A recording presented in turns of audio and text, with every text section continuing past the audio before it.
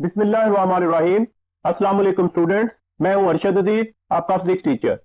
आज हम डिस्कस करने जा रहे हैं टेस्ट नंबर 12 को, और टेस्ट नंबर 12 बेस करेगा यूनिट नंबर 7 के कॉन्सेप्ट पर।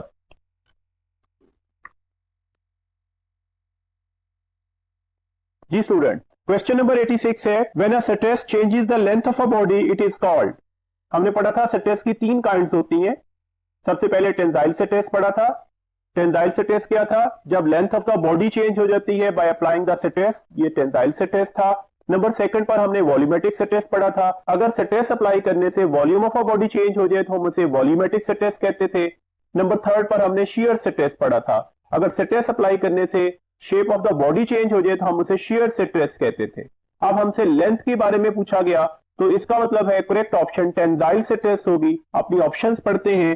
पहली ऑप्शन है जी शियर स्ट्रेस, बीटा ऑप्शन है वॉल्यूम स्ट्रेस, चार्ली ऑप्शन है बल्क स्ट्रेस, और डेल्टा ऑप्शन है टेंसाइल स्ट्रेस। तो इसका मतलब है हमारे पास करेक्ट ऑप्शन है डेल्टा, और ये हमारे पास कौन सा स्ट्रेस कहलाएगा? टेंसाइल।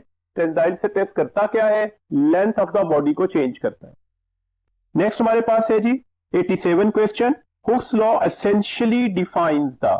हुक्स लॉ किस चीज को डिफाइन कर रहा होगा? हमारे पास ऑप्शन ए है स्ट्रेस, ऑप्शन बी है स्ट्रेन, ऑप्शन चार्ली है यूटीएस, और ऑप्शन डेल्टा है इलास्टिक लिमिट। यूटीएस का मतलब होता है अल्टीमेट टेंसाइल स्ट्रेस। देखिए हुक्स लॉ की डेफिनेशन क्या है? With in the elastic limit the applied stress is directly proportional to the strain produce in a body. तो इसका मतलब है with in the elastic limit, ये की वर्ड है। तो हुक्स लॉ एसेंशियली किसे डिफाइन कर रहा है? इलास्टिक लिमिट को। तो करेक्ट ऑप्शन हमारे पास है डेल्टा। तो हमारे पास डेल्टा ऑप्शन है इलास्टिक लिमिट। नेक्स्ट क्वेश्चन है जी question number 88, Young modulus of the material of a wire of length L and radius R is 2y if the length is reduce to L by 4।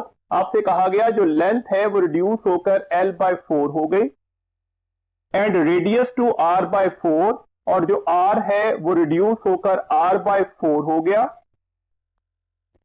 Then the Young modulus will be. आप सबको पता है Young modulus सिर्फ दो चीजों पर depend कर रहा होता है। Number one, the nature of the material पर, nature of material.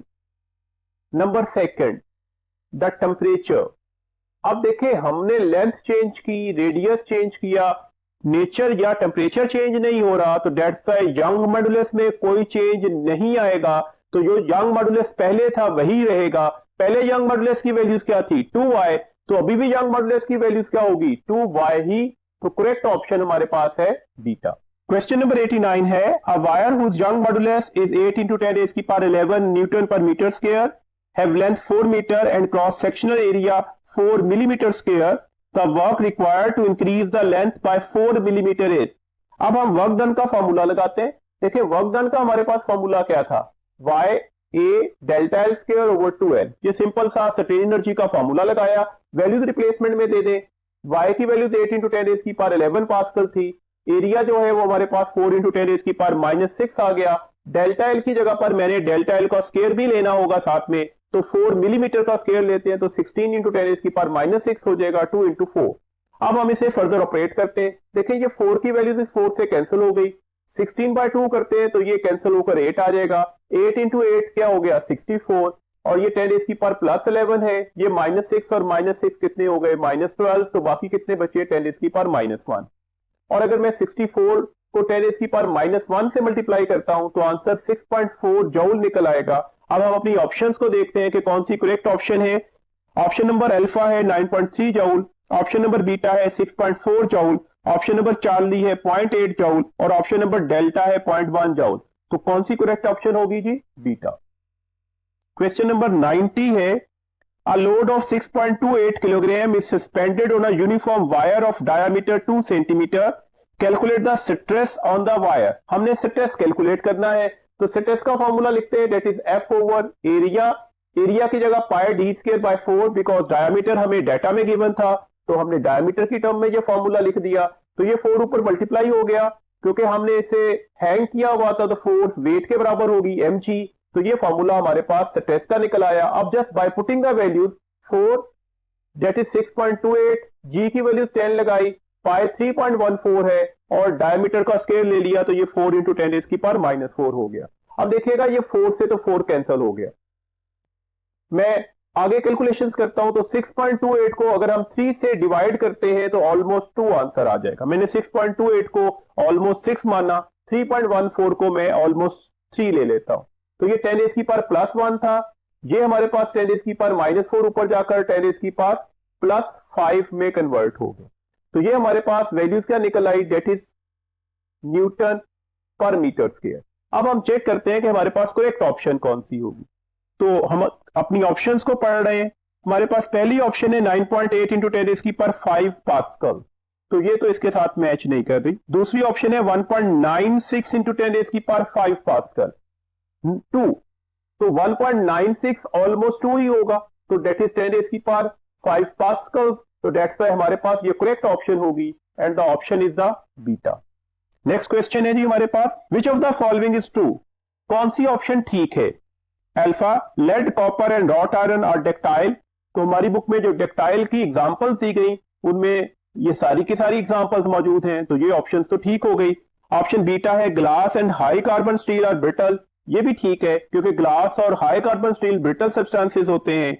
Option Charlie है diamond has greater elastic constant than copper, diamond में इलास्टिक कांस्टेंट की वैल्यू ज्यादा होती है कॉपर से क्योंकि डायमंड कॉपर से ज्यादा रिजिड है, ये ऑप्शन भी ठीक है। तो करेक्ट ऑप्शन कौन सी होगी जी, ऑल ऑफ दीज, तो delta is over correct option. 92 question है, 3 stress strain graphs are shown. हमारे पास 3 स्ट्रेस स्ट्रेन ग्राफ बनाए गए हैं।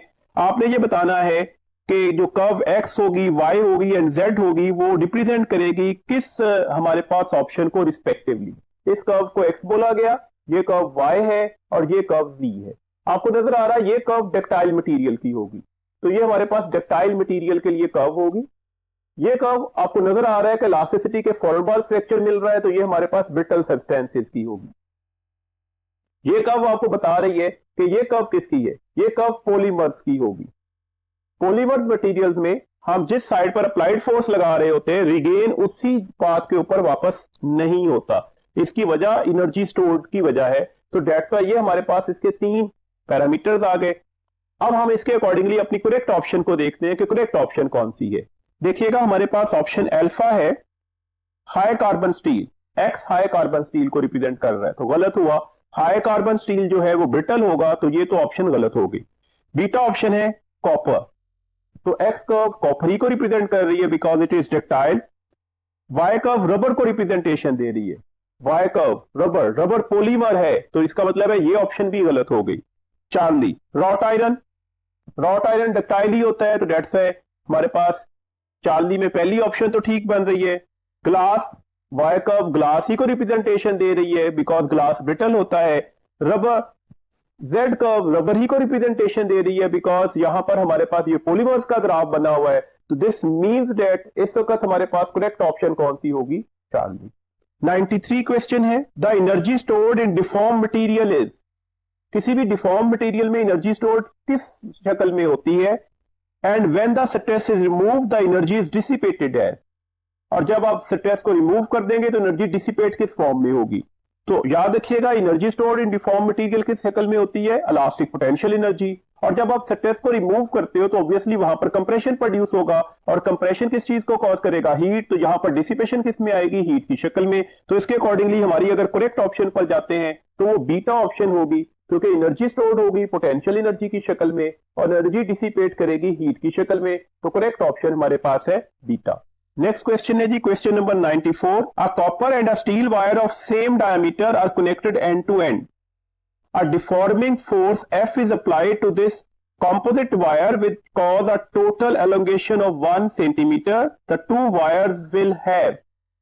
अब आपने बताना है इन दो वायर्स में कौन सी प्रॉपर्टी होल्ड कर रही होगी। ऑप्शन अल्फा है सेम स्ट्रेस, ऑप्शन बीटा है डिफरेंट स्ट्रेस, ऑप्शन चार्ली है डिफरेंट स्ट्रेन, ऑप्शन डेल्टा है बोथ एंड सी।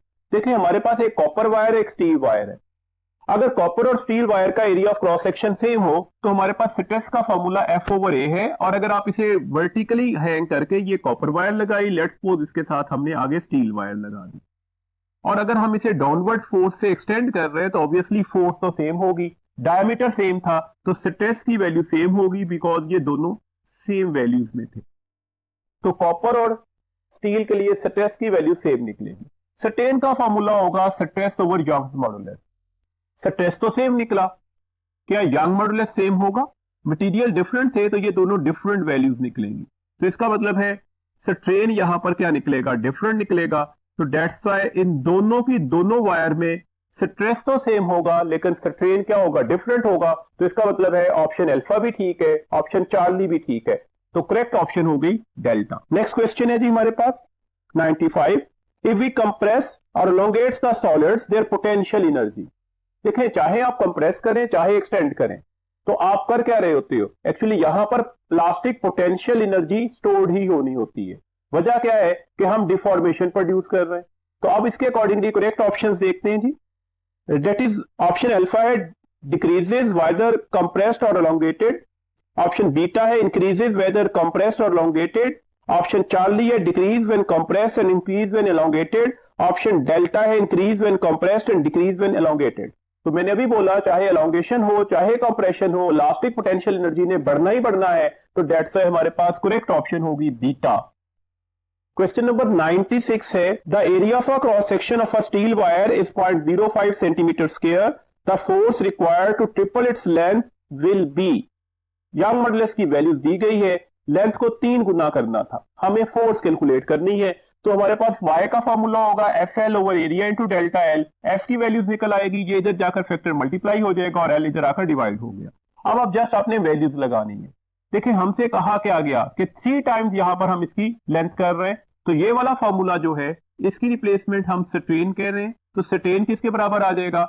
हमारे पास डेल्टा एल की वैल्यूज कितनी आ गई? एक्सटेंडेड लेंथ 3l और ओरिजिनल लेंथ 3 है अगर लेट्स सपोज। तो स्ट्रेन की वैल्यूज क्या आ जाएगी? Delta L over L. Delta L की वैल्यूज आ रही है 2l। तो अगर मैं 2l को l से डिवाइड कर दूं तो आंसर 2 निकलेगा। तो याद रखिएगा हमारे पास फाइनल लेंथ जितने टाइम हो जाती है स्ट्रेन उससे एक लेस वैल्यूज में निकल आता है। अब वैल्यूज लगा दें। y की वैल्यूज 2 इंटू 10 की पावर 11 है, एरिया 5 इंटू 10 की पावर -6 हो गया और यहां पर डेल्टा एल ओवर एल की वैल्यूज क्या निकली? 2। तो आंसर क्या हुआ? 2 2s are 4 और 4 5s are 20 और ये 10 की पावर हमारे पास कितना बचा? 5 न्यूटन। तो इसके अकॉर्डिंगली हम अपनी एग्जैक्ट ऑप्शंस को देखते हैं कि कौन सी ऑप्शन हमारे पास ठीक होगी। तो हमारे पास पहली ऑप्शन है 2 इंटू 10 की पावर 12 न्यूटन। ऑप्शन बीटा है 2 इंटू 10 की पावर 10 न्यूटन। ऑप्शन चार्ली है 2 इंटू 10 की पावर 11 न्यूटन और ऑप्शन डेल्टा है 2 इंटू 10 की पावर 6 न्यूटन।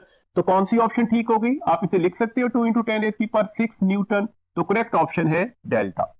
नेक्स्ट क्वेश्चन है जी हमारे पास the length of a wire becomes 5 time its initial value the strain in wire is. आपने स्ट्रेन इन वायर कैलकुलेट करना है। देखिए हमसे कहा क्या गया कि हमारे पास जो फाइनल लेंथ है ना वो 5 time of its initial length हो गई।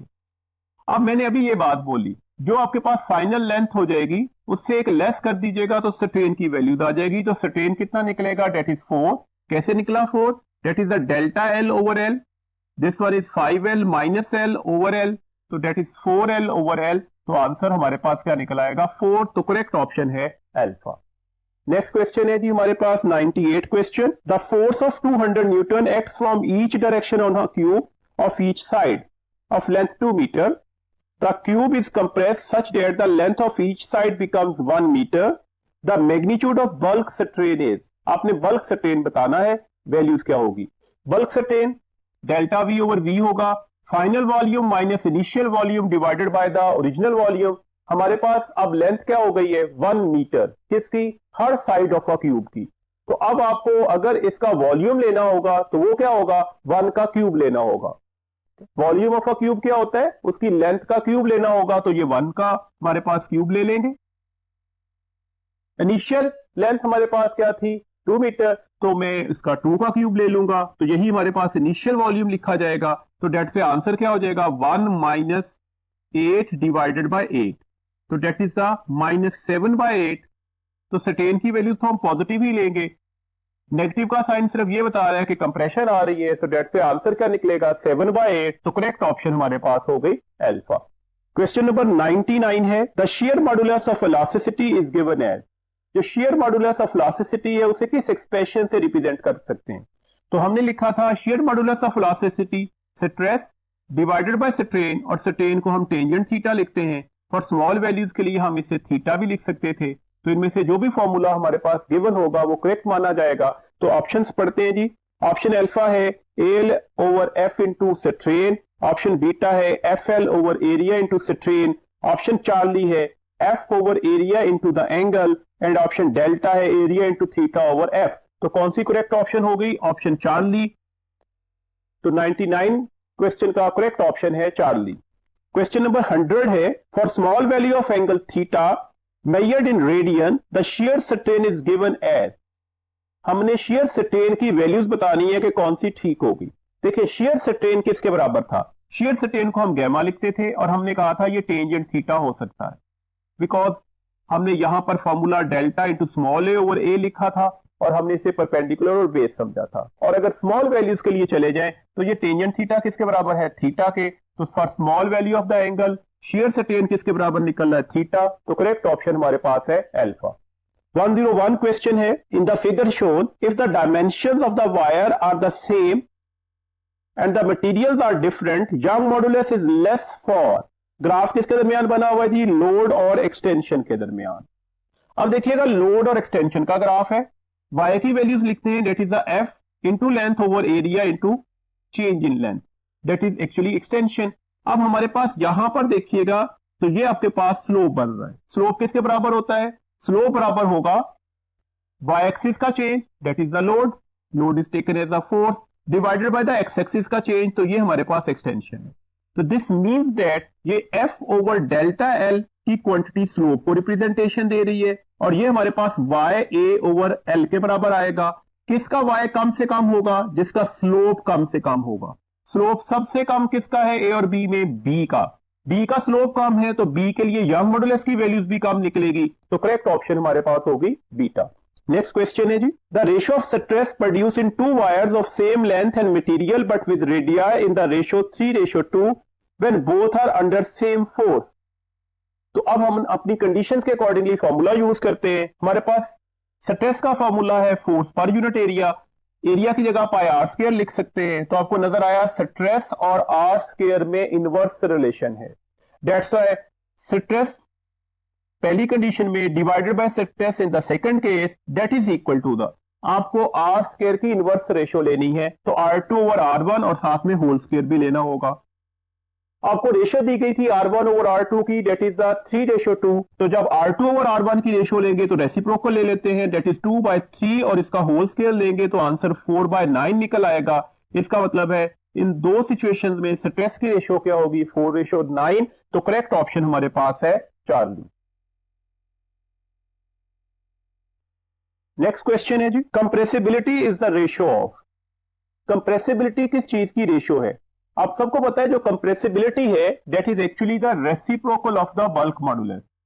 ये रेसिप्रोकल होता है बल्क मॉडुलस का। दिस मींस दैट अगर ये रेसिप्रोकल है तो हम इसे कह सकते हैं ये स्ट्रेन ओवर स्ट्रेस की रेशियो है। कौन सा स्ट्रेन लिया जाएगा? वॉल्यूमेट्रिक। कौन सा स्ट्रेस लिया जाएगा? वॉल्यूमेट्रिक। तो that's why that is the ratio of the volumetric strain to the volumetric stress. तो करेक्ट ऑप्शन हमारे पास इस वक्त बन रही है चार्ली। चार्ली ऑप्शन है हमारे पास जी volumetric strain to volumetric stress.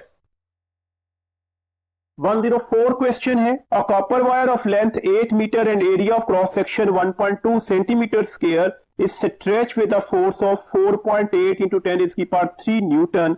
If the Young modulus for the copper is 12 into 10⁻11 Newton per meter square, the increase in length of the wire will be। आपने simple increase in length calculate करनी है। Increase in length का formula लिखते हैं that is the FL over young modulus into the area. Values लगाते हैं ये 4.8 into 10⁻³ है, लेंथ L है। यंग मॉडुलस की वैल्यूज लगाई 1.2 into 10⁻12 और एरिया की वैल्यूज लगा दी 1.2 into 10⁻⁴ सेंटीमीटर स्क्वायर से मीटर स्क्वायर में कन्वर्ट करने के बाद। अब देखिएगा यहां पर डेल्टा L किसके बराबर आ जाएगा? हमारे पास ये तो 4 से कैंसिल हो गया तो ये 4 आ गया, ये 8 है, 10⁻³ और यहां पर 10⁻+8 बना था ऊपर जाकर -8 हो गया, ये 1.2 से डिवाइड हो रहा होगा। 4 8 आर 32, 32 को 1.2 से डिवाइड करते हैं तो ये ऑलमोस्ट 26 निकलेगा और ये 10⁻⁵ मीटर हो गया। अब अगर हम इसे माइक्रोमीटर में कन्वर्ट करना चाह रहे हैं तो क्या करेंगे, हम 26 और यहां पर अगर 10⁻⁻6 मीटर लिखना चाह रहे हैं तो ऑब्वियसली यहां पर 10 से मल्टीप्लाई भी करना पड़ेगा, तो ये आंसर ऑलमोस्ट किसके बराबर निकल आएगा, 260 माइक्रोमीटर के। तो करेक्ट ऑप्शन हमारे पास होगी चार्ली। चार्ली ऑप्शन को एक बार पढ़ देता हूं जी, हमारे पास चार्ली ऑप्शन है 266 माइक्रोमीटर। क्वेश्चन नंबर 105 है, the extension of a wire by the application of a load is 3 millimetre, the extension in a wire of same material and length but 1/3 the radius by the same load is. कुछ conditions दी गई हैं, उसी conditions को apply करके अपना formula use करते हैं। तो हमारे पास डेल्टा एल जो है वो इस फॉर्मूला से वाज़ेह तौर पर नजर आ रहा है कि वो एरिया के साथ इनवर्स रिलेशन में होगा। अगर ये एरिया के साथ इनवर्स रिलेशन में है और एरिया का आपको पता है वो पाई आर स्क्वायर होता है, तो इसका मतलब है डेल्टा एल जो है वो आर स्क्वायर के साथ इनवर्स रिलेशन में है। This means that delta L two over delta L one R1 over R2 whole square के साथ आ जाएगा। R2 R/3 कर दिया था, 1/3 कर दिया था, तो डेट्स है अब R से तो R कट गया, ये हमारे पास 3 का स्क्वायर क्या हो जाएगा 9, तो ये 9/1 हो जाएगा। This means that delta L2 किसके बराबर आ जाएगा 9 और ये डेल्टा L1 इधर जाकर मल्टीप्लाई हो गया। डेल्टा L1 की वैल्यू 3 मिलीमीटर दी गई थी, तो 9 3 आर 27 मिलीमीटर हमारे पास करेक्ट ऑप्शन होगी and that is the alpha option. Next question है जी, a load W is suspended with a wire cause an extension delta L in the length of a wire. Now if the wire is cut into two parts whose length are in the ratio 2:3, जो दो parts काटे हैं उनकी ratio 2:3 है। The extension caused in the smaller part of the suspending the same previous load will be। तो सबसे पहले तो देखिएगा ये हमारे पास एक वायर है, लेट्स सपोज उसके हम 5 पार्ट बना लेते हैं, ये 1 है, ये 2 है, ये 3 है, ये 4 है और ये 5 है। अब आपके पास एक ये पोर्शन काटा और एक ये पोर्शन काटा, तो कितनी रेशियो बन गई, इसके कितने हिस्से थे 2 और इसके कितने हिस्से थे 3, तो ये 2:3 में इस तरह से स्मॉलर और लार्जर पोर्शन बन सकता है। दिस मींस दैट हमारे पास जो स्मॉलर पोर्शन की लेंथ होगी वो क्या हो जाएगी, वो 2 और ओरिजिनल लेंथ डिवाइडेड बाय, इन दोनों को ऐड कर दे तो ये 5 हो जाएगा, तो ये 2L/5 निकलेगी। तो ये तरीकेकार है आपको स्मॉलर या लार्जर लेंथ लेने के लिए, जो रेशियो दी गई होगी उसे ऐड कीजिएगा, उतने पार्ट्स बनाने के बाद आप उसकी वैल्यूज को डिटरमिन कर सकते हैं। अब देखिएगा हमारे पास डेल्टा एल का फॉर्मूला क्या है, FL over Y into A, तो delta LS over delta initial हमारे पास जो एक्सटेंशन थी उसकी रेशियो क्या निकलेगी, LS, S stand for smaller. तो हमारे पास फॉर्मूला ऑलरेडी पता है, उसमें आप वैल्यूज लगा दें, F सेम था, Y सेम था, एरिया सेम था, लेंथ में चेंज आया तो वो हमने कैलकुलेट कर ली, 2L/5 होगी, ये FL over Y into A हो जाएगा। ये सारे एक्सप्रेशन एक दूसरे से कट जाएंगे, पीछे 2/5 बचेगा, तो डेल्टा LS किसके बराबर आ जाएगा, ये डेल्टा L इधर जाके मल्टीप्लाई हो जाएगा, तो ये आपके पास करेक्ट ऑप्शन होगी। The option alpha is not taken as the correct option. Next question है जी हमारे पास 107, the force extension graph for a wire is. आपके पास एक वायर है, उसका फोर्स एक्सटेंशन ग्राफ दिया गया, आपने कैलकुलेट क्या करता है, the energy stored in wire in kilo joule is. आपने एनर्जी स्टोर तो कैलकुलेट करनी है लेकिन आंसर अब किलो जूल्स में होना चाहिए। देखिए आपके पास फोर्स एक्सटेंशन ग्राफ है, हमें करना क्या है, इसका सिंपली हमने यहां पर एरिया ले लेना है, half F into delta L, और यही हमारे पास किसके बराबर होगा, एनर्जी स्टोर्ड के। फोर्स की वैल्यूज देखिएगा कितनी है, 10,000 है, मैंने इसे 10⁻⁴ लिख दिया। एक्सटेंशन कितनी मिल रही है 5 मिलीमीटर, 5 इंटू 10⁻³ हो गई। ये 5 डिवाइडेड बाय 2 क्या हो जाएगा 2.5, और ये 10⁻⁴ - 3 कितने हो गए 10⁻+1 जूल। आंसर हमने किलो जूल में देना है, तो ये 2.5, यहां पर हमें किलो जूल्स चाहिए, तो इसका मतलब है हमें 10⁻+2 से मल्टीप्लाई करना पड़ेगा, ये +1 ऑलरेडी मौजूद था। इस इक्वेशन को बैलेंस करने के लिए हम इक्वेशन को 10⁻⁻2 से भी मल्टीप्लाई करना पड़ेगा, ये तो किलो जूल हो गया, और अगर हम इसे डिवाइड करते हैं तो ये 0.025 हो जाएगा and that is kilo joule, तो करेक्ट ऑप्शन होगी चार्ली। 108 क्वेश्चन है, the electrical behaviour of a solid is successfully explained bye. Option alpha है बोहर्स मॉडल, ऑप्शन बीटा है रदरफोर्ड मॉडल, ऑप्शन चार्ली है क्लासिकल थ्योरी, और option delta है energy band theory. Electrical behaviour of solid तो successfully किससे explain हुआ था, energy band theory से, तो करेक्ट ऑप्शन हमारे पास हो गई डेल्टा। 109 क्वेश्चन है, which one is not similarity between the conductors and semiconductor. कुछ ऐसा इन चार ऑप्शन में से है जो कंडक्टर और सेमीकंडक्टर्स के दरमियान सिमिलर नहीं है। पहली ऑप्शन देखिएगा, both have partially field conduction band. Room temperature के ऊपर सेमीकंडक्टर का कंडक्शन बैंड भी पार्शियली फिल्ड होता है, तो ये तो सिमिलर ही हुआ। Both have partially field valence band, तो ऑब्वियसली रूम टेम्परेचर के ऊपर अगर हम सेमीकंडक्टर्स का बिहेवियर देखें तो वैलेंस बैंड भी पार्शियली फिल्ड ही होगा, तो ये भी ठीक हो गया।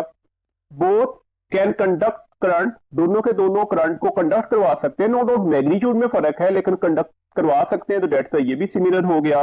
Both becomes insulated at 0 kelvin, तो ये गलत हो गया। एक्चुअली दोनों का टेम्परेचर के साथ बिहेवियर जो है वो रेजिस्टेंस और टेम्परेचर का डिफरेंट है। तो रेजिस्टेंस का टेम्परेचर के साथ जो बिहेवियर है वो कंडक्टर के लिए तो डायरेक्ट है, जबकि सेमीकंडक्टर के लिए इनवर्स होता है।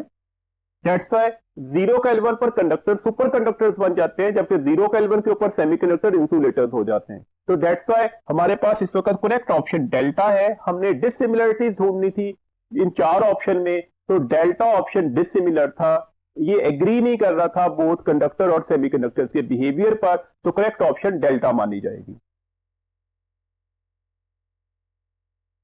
क्वेश्चन नंबर 110 है, the Young modulus of a given material, option alpha है is dependent on the external force applied, option beta है is dependent on the dimension of the material, option Charlie है is dependent on the extension or compression produce.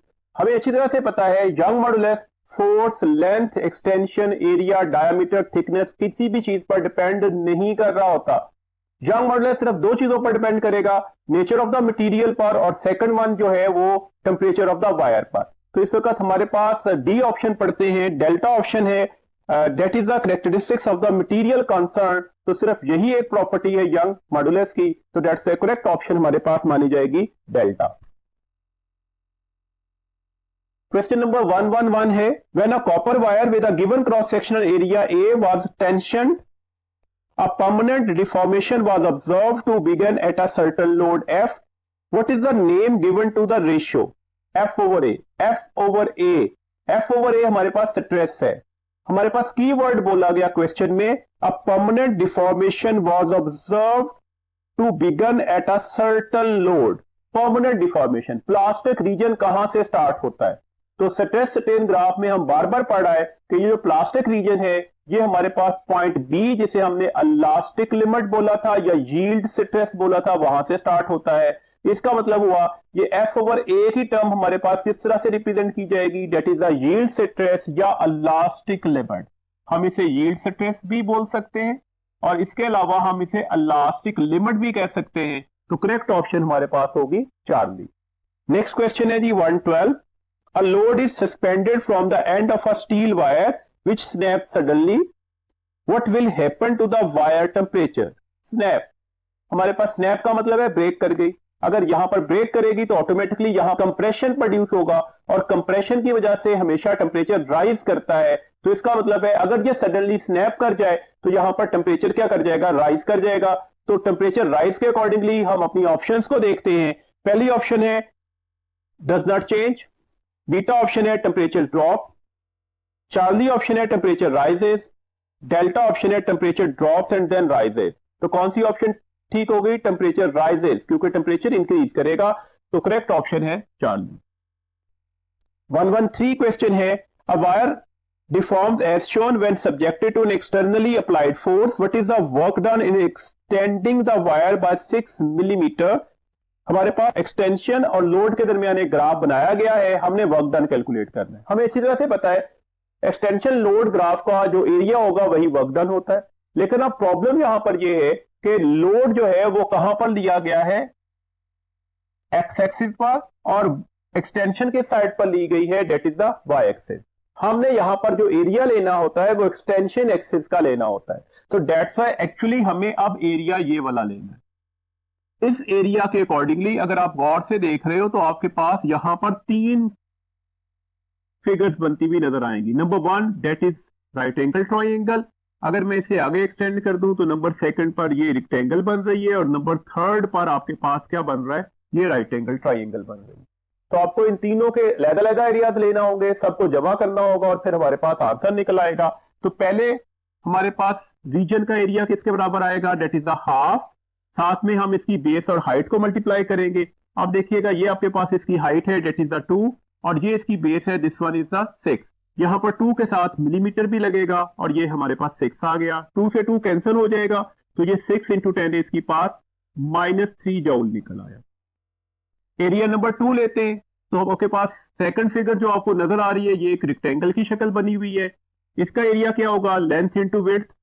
Length किसके बराबर है, ये इसकी length है that is the 6 millimetre minus the 2 millimetre multiply by इसकी हम विड्थ ले लेते हैं, तो ये इसकी विड्थ है डेट इज द 60, तो 6 माइनस 2 कितने होते हैं 4, तो आंसर 240 इंटू 10 इसकी पावर -3 जूल निकला है। एरिया नंबर 3 लेते हैं, तो ये थर्ड फिगर बनी हुई है, ये राइट एंगल ट्राइंगल है that is the half base, ये आपके पास बेस है डेट इज 80 माइनस 60। अब इसकी हाइट ले लेते हैं, तो डेट इज द 4 इंटू 10 इसकी पावर -3, बिकॉज ये 6 माइनस 2 करना था ना ये हाइट के लिए, और साथ में मिलीमीटर भी है, तो डेट्स वाई हमारे पास आप आंसर क्या निकल आया, ये इससे कट जाएगा 2 से, 80 माइनस 60 20 होगा, 20 को 2 से मल्टीप्लाई करते हैं तो ये 40 इंटू 10 इसकी पावर -3 जूल हो जाएगा।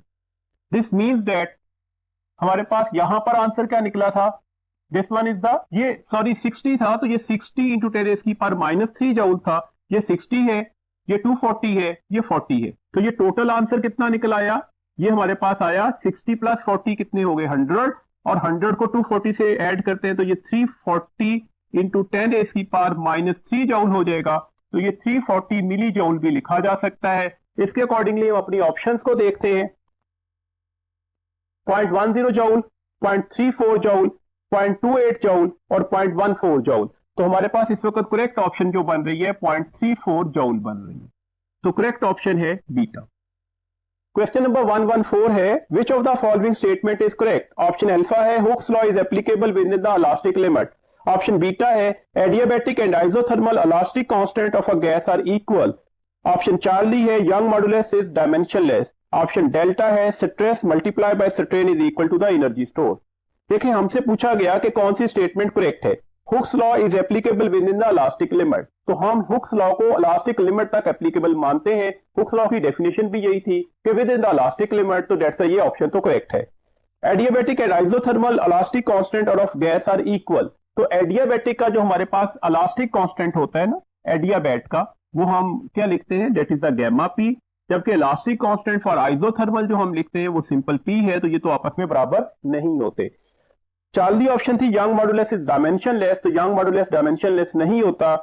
डेल्टा ऑप्शन थी stress multiply by strain is equal to the energy stored, तो ये भी हमारे पास गलत ऑप्शन है। अगर हम स्ट्रेस को स्ट्रेन से मल्टीप्लाई करके 2 से डिवाइड करें तो ये energy stored per unit volume तो हो सकता है, सिंपल मल्टीप्लीकेशन एनर्जी स्टोर्ड नहीं है, तो करेक्ट ऑप्शन हमारे पास होगी अल्फा। नेक्स्ट हमारे पास क्वेश्चन है जी, ratio of the length of 2 wires of same thickness and same material, thickness भी सेम है मटेरियल भी सेम है, is 1:2। If the same force are applied, force भी सेम हो गई on both the wires on one end when other end is clamped, then the ratio of the strain in the wire will be. अब wire में जो strain की ratio होगी वो क्या होगी, स्ट्रेन होता है जी सिग्मा ओवर वाई के, सिग्मा को F ओवर A लिखा जाएगा, ये सारी की सारी चीजें सेम हैं। अगर ये सारी चीजें सेम हैं तो अब स्ट्रेन की रेशियो क्या निकलेगी 1:1, क्योंकि इनसे कोई भी फैक्टर चेंज नहीं हो रहा, जब इनमें से कोई फैक्टर चेंज नहीं हो रहा तो स्ट्रेन भी चेंज नहीं होगा, तो दैट्स द करेक्ट ऑप्शन हमारे पास है अल्फा। ये था जी आज का टेस्ट, इंशाल्लाह ताला नेक्स्ट वर्किंग डे पर हम नेक्स्ट यूनिट को डिस्कस करेंगे। अपना बहुत ख्याल रखिएगा, अल्लाह हाफिज।